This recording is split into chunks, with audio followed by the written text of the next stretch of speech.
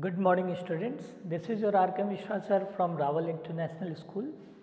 आज जो हम टॉपिक कवर करने जा रहे हैं बच्चों वो है चैप्टर 3 करेंट इलेक्ट्रिसिटी। ठीक है, लास्ट टॉपिक तक हमने ऑलरेडी आपको पढ़ा चुका हूँ। नाउ किरचॉफ लॉ हम देखेंगे, बहुत ही इंपॉर्टेंट टॉपिक है तो बहुत ध्यान से देखिए, कॉपी पेन अपने पास रखिए।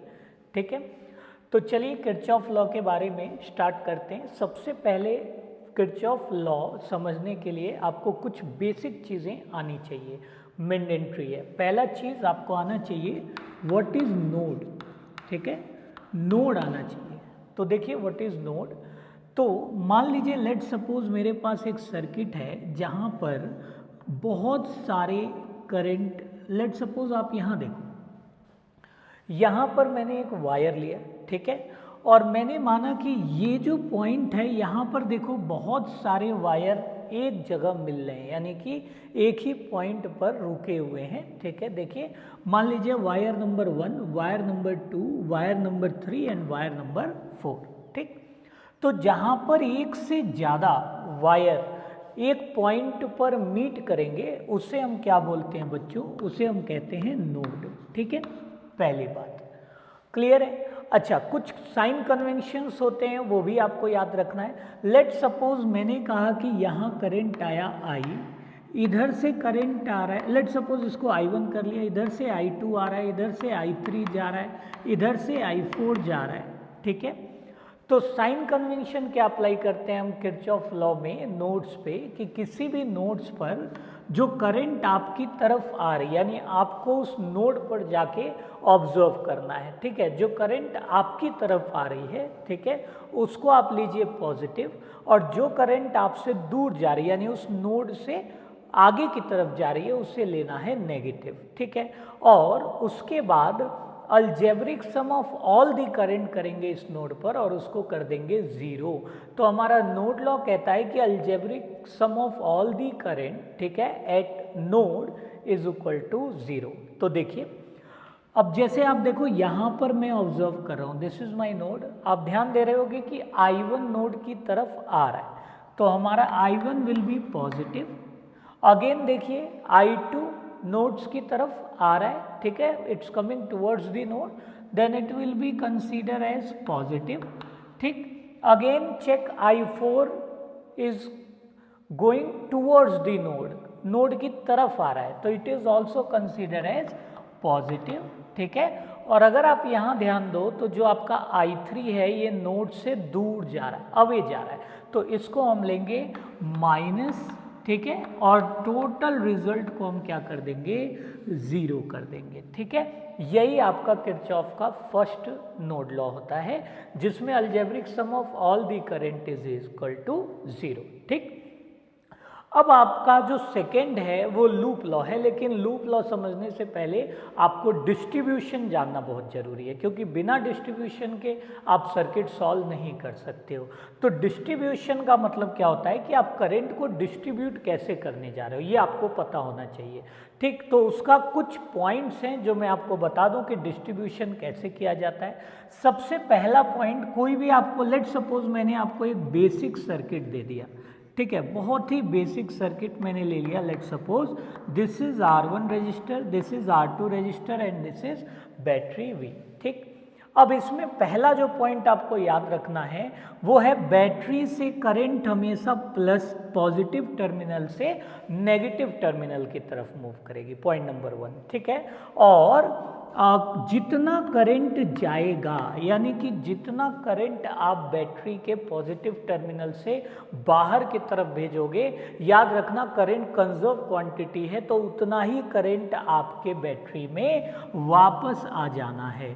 अगर आपके जितना गया करंट अगर उतना वापस नहीं आ रहा है, इसका मतलब आपके डिस्ट्रीब्यूशन में कहीं मिस्टेक है। ठीक है, चलो एक और सर्किट ले लेते हैं। लेट सपोज, तो ये मैंने सर्किट नंबर 1 लिया। लेट सपोज मैंने अब एक नया सर्किट लिया, ठीक है, ध्यान से देखिएगा, ये ले लिया मैंने एक सर्किट। अब इसमें अगर आप ध्यान दो तो इसमें आपके पास इस वाले जो सर्किट 1 था इसमें कहीं नोड नहीं था, बट यहाँ अगर आप नोटिस करो बच्चों, यहाँ पर एक नोड है, नोड नंबर 1, और यहाँ पर एक नोड है, नोड नंबर 2, और आपको बताया था नोड पर करंट डिस्ट्रीब्यूट होगा। देखो कुछ ऐसे समझो, मान लीजिए मैंने यहाँ पे टैप ऑन कर दिया, ठीक है, और ये आपका पाइप है। अगर मैंने उस पाइप को 2 में डिवाइड कर दिया तो अब आपका जो पानी है ऑब्वियसली जो आ रहा था ऊपर से वो अब दोनों में जाएगा। क्लियर हो रहा है? सेम कॉन्सेप्ट यहाँ पर है, जहाँ भी नोड आएगा वहाँ पर करंट डिस्ट्रीब्यूट होंगे। तो चलिए स्टार्ट करते हैं। देखो सबसे पहले लेट सपोज मैंने यहाँ से जो करंट निकला बच्चों वो निकला I, ठीक। देखिए यहाँ नोड आ गया, क्लियर है। अब लेट सपोज यहाँ पर I1 करंट गया तो this current will be I minus I1। बहुत सिंपल सा चीज़ है। देखिए यहाँ पे अगर मान लीजिए यहाँ पे 10 आ रहा है, ठीक है, और मान लीजिए मैंने यहाँ पे बोला x निकल रहा है इस साइड से, तो ये क्या हो जाएगा, इसमें आ जाएगा 10 माइनस x, ठीक है। वही हमने यहाँ किया, I हमने मूव कराया था, फिर हमारे पास नोड आ गया तो I1 मान लिया कि इस वाले पाथ पे I1 गया, तो नीचे वाले पाथ पे I माइनस I1। अब चेक करिए I1 यहाँ से आ रहा है, I माइनस I1 यहाँ से आ रहा है। अगर हम नोड लॉ अप्लाई करें तो दोनों नोड की तरफ आ रहे हैं प्लस हो जाएगा और ये वाली करंट माइनस हो जाएगी। तो मान लिया ये जो करंट है ये x हो, ठीक। तो इस नोड पर अगर आप नोड लॉ लगाओगे तो ध्यान दीजिए I minus I1 plus I1 minus x equal to 0, I1 cancel और क्लियरली x कितना आ रहा है बच्चों, I आ रहा है। जो मैंने बताया कि जितना जाएगा करंट उतना ही करंट वापस सर्किट में आ जाएगा। ये रूल है, ये आपको 100% माइंड में लेके चलना है, ठीक है। अब हम चलते हैं किरचॉफ के सेकेंड लॉ पे, दैट इज लूप। किसे कहते हैं? लूप लॉ समझने से पहले हमें लूप जानना पड़ेगा कि लूप किसे हम कहते हैं, ठीक है। तो अगर मैं आपसे लूप की बात करूं तो देखो बहुत सिंपल है, किसी भी क्लोज पाथ में, यानी कोई जहां से चला और जहां पहुंचा, यानी अगर उसका इनिशियल पोजीशन और फाइनल पोजीशन किसी पाथ पर इक्वल हो जाए, यानी जहाँ से चला वहीं पहुँच गया, तो उसको हम कहेंगे कि वो कंप्लीट लूप में चला। कहने का मतलब है कि लेट सपोज मैंने एक सर्किट ले लिया, आपको समझाने के लिए मैं आपको एक सर्किट ले रहा हूँ। Let suppose this is resistance R1, this is R2 and this is V। Clear है? अगर आप नोटिस करो A, B, C, D और वापस से, this is making a close loop. देखिए क्लोज लूप बन रहा है। A से आप B जाओगे, B से आप C आओगे, C से आप D आओगे और D से आप A आओगे। इसमें आप कहते हो कि ये एक क्लोज लूप बन रहा है, ठीक है। पहली पॉइंट। दूसरा बच्चों, इसमें कुछ साइन कन्वेंशन आपको माइंड में रखना है। अगर वो आपको आ गया तो आपको 90% वर्क आपका सॉल्व हो जाएगा। तो पहले हम किरचॉफ लॉ पढ़ेंगे और फिर हम न्यूमेरिकल्स डिस्कस करेंगे। तो देखो पहली वही चीज़ है कि हमें क्या करना है, करंट डिस्ट्रीब्यूट करना है। आप देख रहे हो I गया तो वापस I आ गया, ठीक। अब कुछ जो साइन कन्वेंशन आपको यूज़ करना है वो ये यूज़ करना है, ध्यान दीजिए। लेट सपोज मैंने बोला कि एक पाथ AB है, या सिंपली एक दूसरा पाथ ले लेते हैं XY, क्लियर है। और मैंने कहा कि जो करंट की डायरेक्शन है बच्चों वो फ्लो हो रही है X से Y। अभी हमने क्या देखा कि current always move from higher potential to lower potential, यानी positive terminal to negative terminal. जब आप पॉजिटिव से नेगेटिव जाते हो तो आप बताओ पोटेंशियल ड्रॉप हो रहा है या पोटेंशियल इंक्रीज हो रहा है? तो ऑब्वियसली पोटेंशियल ड्रॉप हो रहा है, ठीक है। तो आप देखो, अगर आपको कहा गया कि you move from X to Y, यानी what is your path X to Y and current is moving along with you, it's means that X is at higher potential and Y is at lower potential। तो मैं अगर voltage drop की यहाँ बात करूँगा या दोनों टर्मिनल में इसके अकॉर्डिंग पोटेंशियल डिफरेंस की बात करूँगा, तो देखिए मैं लेट सपोज ये मेरा रेजिस्टेंस R है, तो साइन कन्वेंशन के द्वारा if I am moving to on the path XY and current is moving along with X, then this will be written as minus IR, ठीक है। माइंड में रखिएगा, जो पोटेंशियल ड्रॉप लिया जाएगा वोल्टेज ड्रॉप, उसे हम लेंगे माइनस IR, क्लियर है। अच्छा, यही अगर मैं Y टू X की डायरेक्शन में मूव करता, Y टू X डायरेक्शन में, अब आप देखो y2x में करंट आपके उल्टा आ रहा है, उल्टा आने का मतलब अपोजिट डायरेक्शन में, इसका मतलब आप लो टू हाई जा रहे हो। तो आप लो से हाई जा रहे हो, इसका मतलब पोटेंशियल ऐड हुआ है, क्लियर है। और पोटेंशियल ऐड होने को हम क्या दिखाएंगे, तो जब आप सेम फिगर में अगर current moving through x to y and you are going from y to x, तो जो आप वोल्टेज लोगे दोनों के बीच का वो आप लोगे पॉजिटिव IR, ठीक है। ये एक साइन कन्वेंशन आपके माइंड में होनी चाहिए, पॉइंट नंबर 1। दूसरा पॉइंट देखो, लेट सपोज मेरे पास एक बैटरी आई, ठीक है, ये मेरा पाथ x है, ये y है, क्लियर है। This is positive terminal, this is negative terminal, and let suppose you are moving from x to y। अब आप देखो x टू y, यहाँ पर जब भी बैटरी आता है तो आप करंट को नहीं देखना है, क्योंकि बैटरी में ऑलरेडी गिवन है कि कौन सा हाई है और कौन सा लो। आपको पता है पॉजिटिव वाला हाई होगा और नेगेटिव जो टर्मिनल है वो लो होगा, ठीक है। तो यहाँ पर अगर आप नोटिस कर रहे हो बच्चों, तो when a body move from, यानी जब हम लोग x टू y मूव कर रहे हैं, ये हमारा लूप का पाथ है। तो आप देखो सबसे पहले प्लस आ रहा है, फिर माइनस आ रहा है, इसका मतलब आप हाई से लो जा रहे हो। ऐसे केस में जो आप पोटेंशियल लोगे, वोल्टेज की जो वैल्यू लोगे वो लोगे -v। अभी और क्लियर हो जाएगा जब हम क्वेश्चन लगाएंगे तो, ठीक है। सिमिलरली अगर मैं इसी फिगर में y टू x मूव करूं, यानी now I am moving from y to x, तो आप देखो आप लो से हाई जा रहे हो, तो ऐसे केस में जो पोटेंशियल लिया जाएगा, जो वोल्टेज वो लिया जाएगा +v, ठीक है। तो ये आपको कुछ साइन कन्वेंशन है जो आपको 100% आने चाहिए, क्लियर है। अब ये साइन कन्वेंशन जानने के बाद हम चलते हैं लूप लॉ पे, कि लूप लॉ एक्चुअली कहता क्या है। तो देखो बहुत सिंपल चीज़ है, मान लो मैंने कोई बॉल लिया, उसको यहाँ से ले गया मैं फर्स्ट फ्लोर पे और वापस में यहीं पर आ गया, तो आप देखो मेरा नेट वर्क डन क्या है, 0 है, क्योंकि मेरा डिस्प्लेसमेंट 0 हो रहा है, ठीक है। अगर मेरा नेट वर्क डन 0 है तो मेरी एनर्जी 0 है, एनर्जी 0 तो ऑब्वियसली मेरा पोटेंशियल भी 0 होगा। सेम कॉन्सेप्ट यहाँ पे लगता है। अगर आप A से B, B से C, C से D एंड अगेन D से A वापस आ गए, तो summation of all the voltage in a close loop क्या हो जाएगा, 0 आ जाएगा, क्योंकि आप जहां से चले थे वहीं पहुंच गए। अब उसमें साइन कन्वेंशन क्या यूज करना है, तो यहां पर हमने साइन कन्वेंशन डिस्कस किया है, ठीक है। चलो अब इसी का मैं लूप लॉ के लिए क्वेश्चन बनाते हैं। तो चलिए स्टार्ट करते हैं। हमने लूप लिया बच्चों ABCDA, आप कहीं से ले सकते हो, आप BCDA भी ले सकते थे, आप CDABC भी ले सकते थे, ठीक है। तो ऐसा कोई इसमें क्राइटेरिया नहीं कि आपको ये सही लेना है, बट वो एक लूप बस 1 टाइम लेना है, एक लूप एक ही बार आपको लेना है, ठीक है। चलिए, तो मैंने यहाँ पर पाथ लिया ABCD। आप देखिए A से B में कोई रेजिस्टेंस नहीं है, और आपको इससे पहले वाली क्लासेस में बताया था कि अगर रेजिस्टेंस नहीं है इसका मतलब कोई ड्रॉप नहीं है, कोई ड्रॉप नहीं है तो वहाँ पर हमें कुछ भी लिखने की ज़रूरत नहीं है। तो A टू B में कुछ भी नहीं है तो हम लिखते हैं 0, क्लियर है। Then we are moving from B to C। तो जब मैं B टू C गया तो आप देखो करंट कितना आ रहा है, I।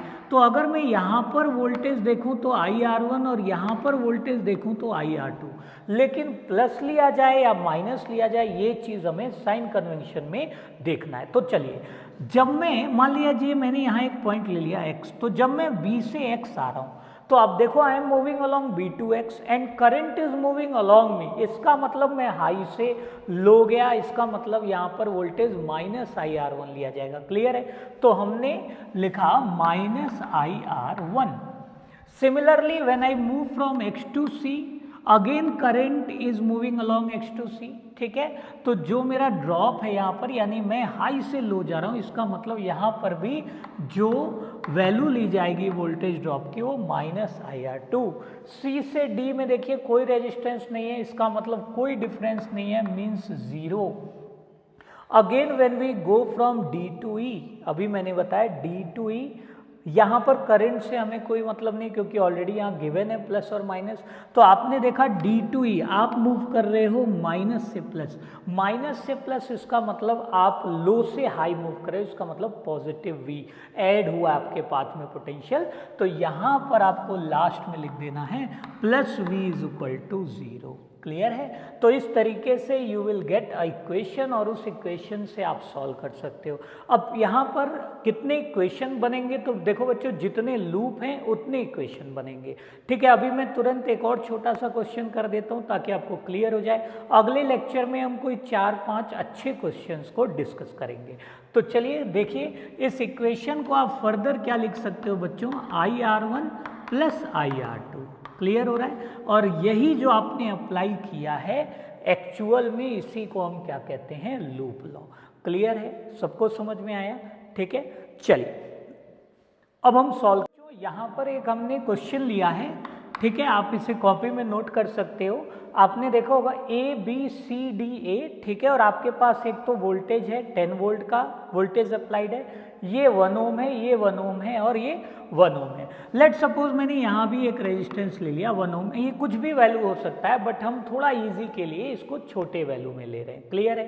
चलिए अब क्वेश्चन क्या आएगा, एक तो नॉर्मल तरीका जो आपने 10th में भी पढ़ा है कि सर ये सीरीज में है, फिर ये आपस में पैरेलल में है, फिर सीरीज में मैं V = IR निकाल के सॉल्व कर सकता हूँ। बट देखो किरचॉफ लॉ में कहेगा कि आपको फाइंड करना है current in each arm, her register के अलॉन्ग एक तो ड्रॉप पूछ सकता है या हर एक टर्मिनल में, क्लियर है, हर एक आर्म में सर्किट के कितना करंट है। तो ऐसे केस में आपको 100% किरचॉफ सॉल्व करना है। तो चलिए किरचॉफ के लिए अब आप देखो, मैं सबसे पहले इसमें करंट डिस्ट्रीब्यूट करता हूँ। लेट सपोज I गया, यहाँ देखिए नोड आ गया, माना यहाँ I1 गया, तो यहाँ क्या जाएगा बच्चों, I minus I1।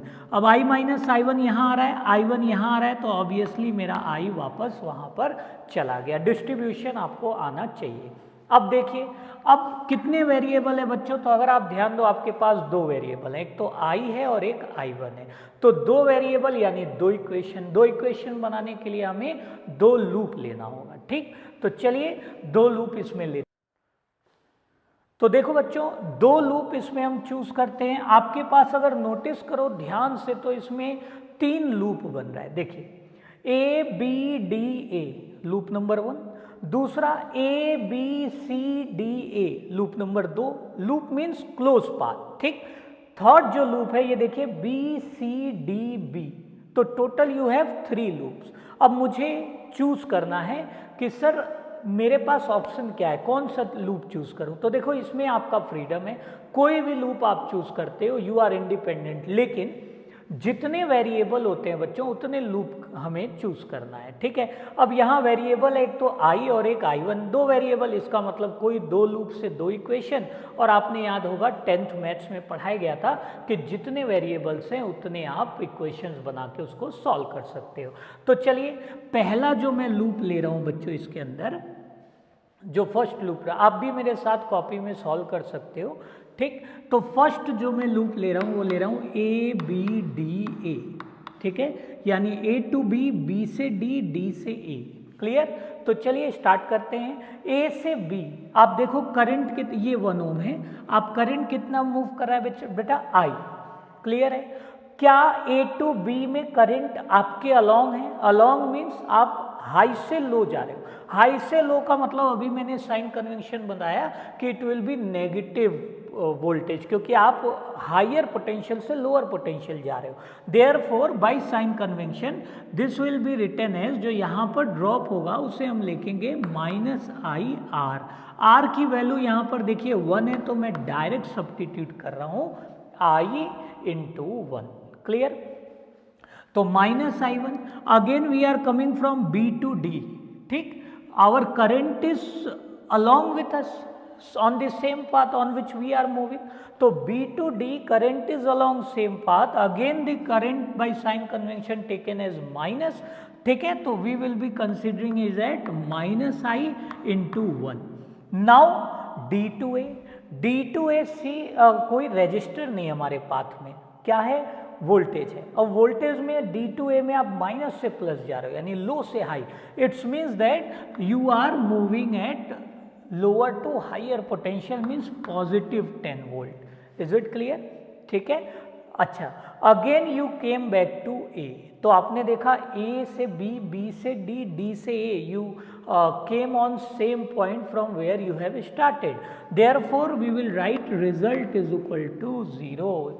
Okay, so here we get equation number 1. What we will get? We will get, if I am taking I and I1 this side, it will become positive, so I plus I1, okay, is equal to 10. Equation number 1.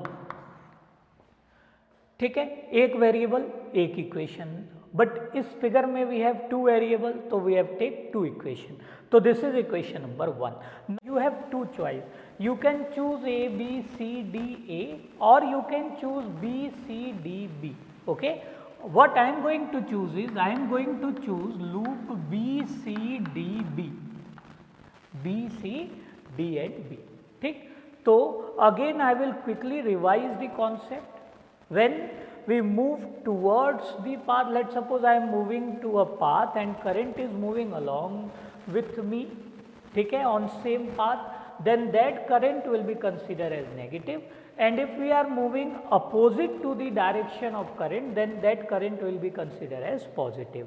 Another thing, if we get a battery in our path and if we move from positive to negative terminal of battery, okay, then we will write minus V, and if we moving from negative to positive terminal of battery, then we will be writing plus V. ठीक है, तो चलिए B, C, D में let us apply. तो when we move from B to C, current is moving along with us.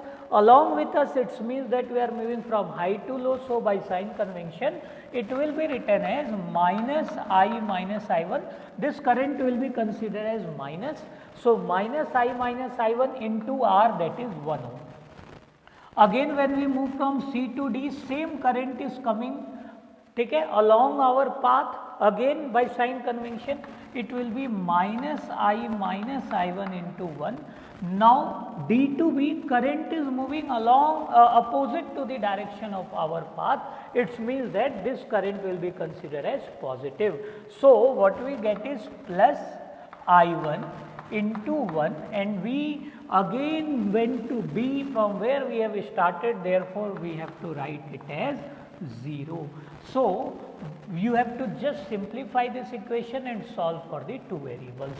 ठीक, तो चलिए, this is minus I plus I1 minus I plus I1 plus I1 is equal to 0.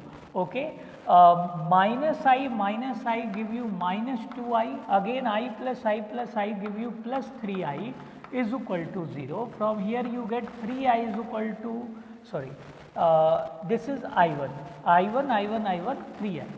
So from here what you get is 3I1 is equal to twice of I. 3I1 is equal to twice of I, and I1 is equal to 2I by 3. Okay, so we have to substitute this value of I is equal to 2I by 3 in equation number 1. Okay, what we get? We get is substituting value of I1 from 2 in 1, okay, we get I plus I1, we have to write 2I by 3 is equal to 10, okay. After solving this, you get 3I plus 2I, that is 5I by 3 is equal to 10, implies that 5I is equal to 3 into 10, implies that I is equal to 6 ampere. Okay, 5 to the 10, 3 to the 6. Now you got I is equal to 6 ampere, then what will be value of I1? So I1 will be 2 by 3 into 6, because I value of I is 6. So we will write it as 6 and 3 to the 6, what you get?